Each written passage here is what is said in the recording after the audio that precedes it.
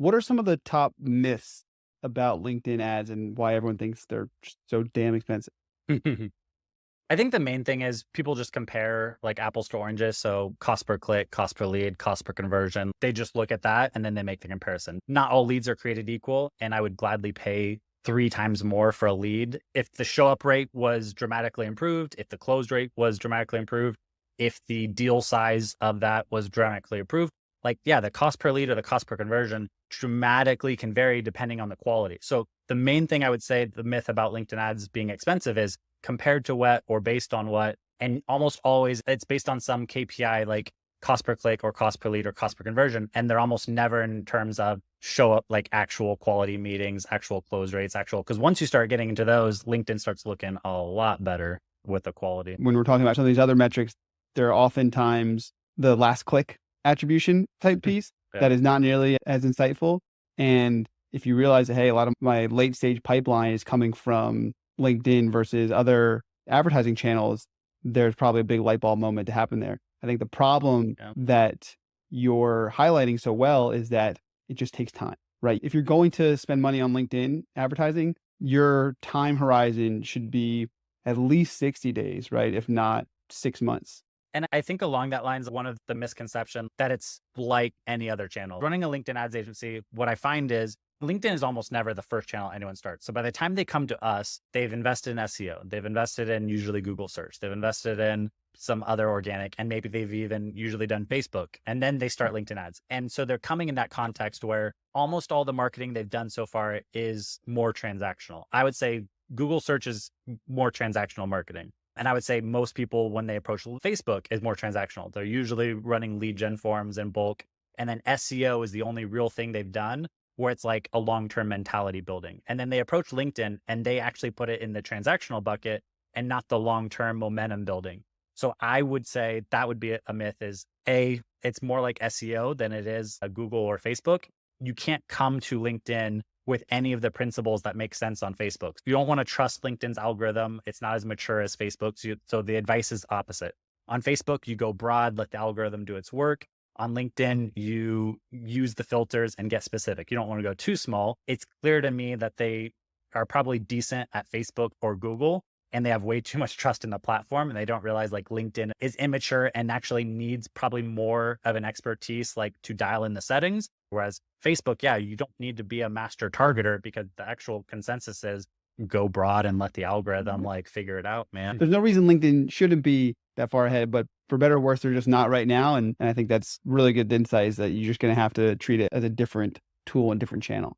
So right now, it's difficult to get budget for a lot of people, although we were talking about this earlier, market seems to potentially be turning over a little bit, right? But particularly for B2B advertising, budgets can still be tight. I know a lot of overworked marketers that are working on the same budgets, but because it's been a tough 12 months, they have higher expectations than they even had before. So any stories you can tell us about a client that potentially was getting stuck because they didn't want to give budget to LinkedIn ads and how you were able to show them value quickly enough or convince them that the ads were worth it?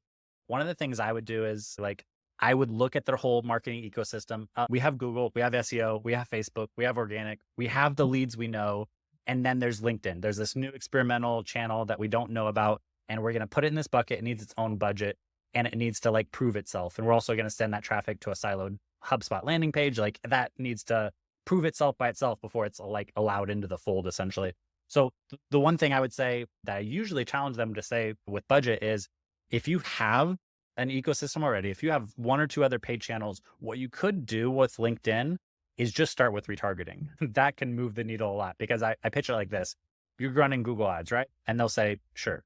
And I'll say, what's your budget on there? And they'll say, I don't know, 5 to 10,000 or 10 to 15,000. Usually their Google budget's bigger than their budget. I can guarantee you, if you're spending 5K on Google profitably, or if you're spending 5K on Google break even, I guarantee you could open up a retargeting campaign on LinkedIn and that retargeting campaign would be positive ROI. There's almost no way it couldn't be.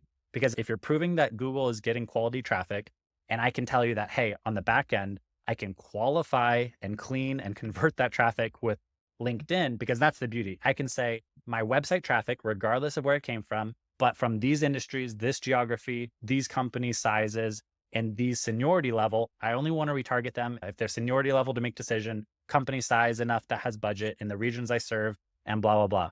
If you can filter and qualify your Google traffic, which is already break even or positive ROI, and just retarget that, the qualified traffic for 90 days, there's almost no way that doesn't become positive ROI.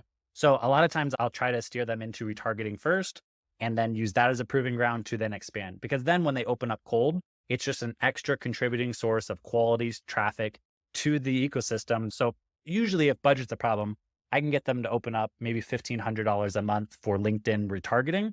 And that's usually all it takes to be like, oh, okay, like now that we see conversions coming from that, I'm starting positive. Yeah, what do you want to do? I trust you guys. So you're saying you can take the data from your Google ads and you can cross-reference across LinkedIn to retarget those folks? Can you just, how does that work? So it's actually really simple. When you go to set up LinkedIn or Facebook, or they're both the same, they both have a pixel. They sit on your website and they monitor website traffic.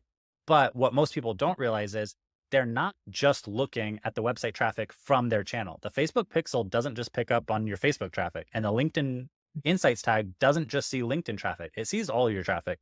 You could put the LinkedIn Insights tag on your website without launching any campaigns, create the retargeting audiences, and just let them collect. So even though you're not running any campaigns, you're collecting that data. So then when you choose to start running LinkedIn ads, you can pull from your website retargeting or your website audiences, which have been filled by all your other sources.